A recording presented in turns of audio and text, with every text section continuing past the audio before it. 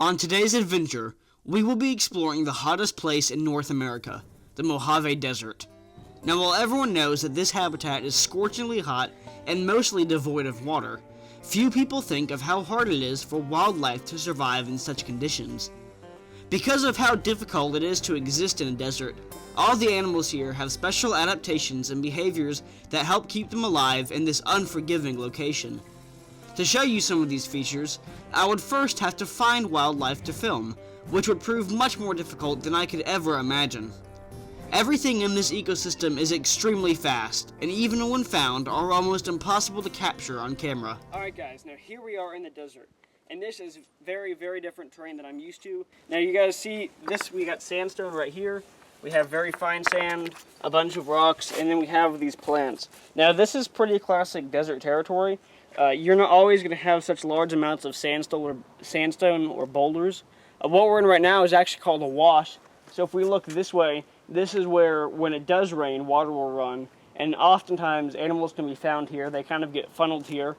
They can hide in the sand and under the rocks. And it's usually a little bit more shady because there's canyons on either side. And then also vegetation grows because there's more water here.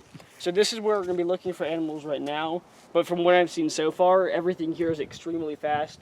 Everything here is extremely capable of surviving. And my chances of catching anything are very low. One of the first animals that I saw on this adventure was rather unexpected. Just across the street from our hotel on the outskirts of Vegas was a small area of desert scrub that I didn't think would harbor wildlife. However, after some searching, I happened upon this covey of Gambel's quail. These were the only birds that I found in the desert, and like everything else here, are very fast and hard to film. Gambel's quail are ground-dwelling avians, which feed mostly on low-lying shrubbery and seeds. In the morning, a covey of these birds will travel on foot to a watering hole where they will spend the day and forage for food. They are an important food source for hawks, owls, and even snakes, and since I had never seen wild quail before, they were a very exciting find. Other animals that I weren't expecting to see on this trip were these adorable ground squirrels. These small rodents spend much of their time in underground burrows, but will emerge to forage for vegetation and insects, as well as to steal human food. Like the quail, ground squirrels are an important food source for predators such as raptors, snakes, or potentially a coyote. I saw these while hiking at Zion National Park, and one of them was quite tame. I was even able to pet him a little bit. However, it is important that you don't feed even the tame wildlife. It disturbs their natural instincts and can also make them very sick. I did spot one snake on this adventure, an adult terrestrial garter snake that was ironically not on land, but swimming in a rare pool of water. These are very similar to the garters which I find back home in North Carolina, and greatly prefer semi-aquatic habitats.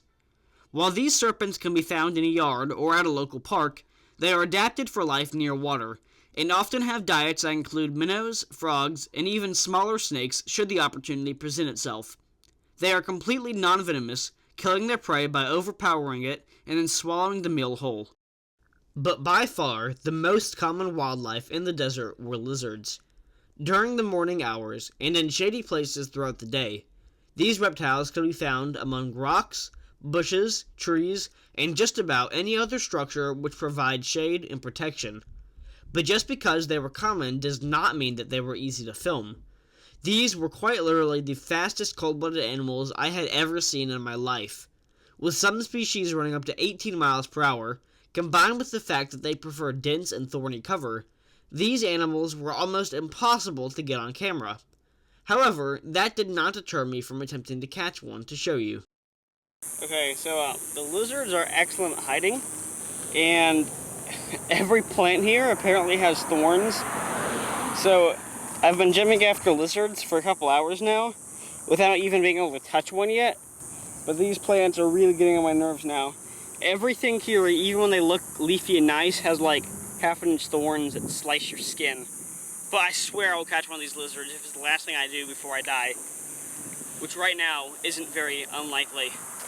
After many, many painful encounters with desert plants and no video to show for it, I was giving up on filming a lizard. But then, my dad spotted one running up a cliff wall, and I scampered up a nearby ledge just in time to get some decent shots. One of the first things you'll probably think when you see this plateau lizard is that it looks like a small bearded dragon, and you are exactly right. That body shape is common in many species of lizards which are adept climbers, as the big feet and large surface area help these animals maneuver on even vertical surfaces. To communicate with one another, they will do what looks like push-ups, with different frequencies and motions denoting a different signal. One of the smaller types of lizards that live in the desert, these animals are primarily insectivorous, and most of their water comes from their food. However, not every saurian relies only on bugs for food and water. Larger lizards will actively hunt and consume smaller individuals, as well as creatures such as young snakes. Throughout my first desert experience, as I failed to catch any animals, I became certain of one thing. The ecosystem there is very precariously balanced, and with even predators being prey for other animals, only the most fit will survive. Every living thing that you see is a survivor, and you are just a spectator of the delicate interactions between the different organisms.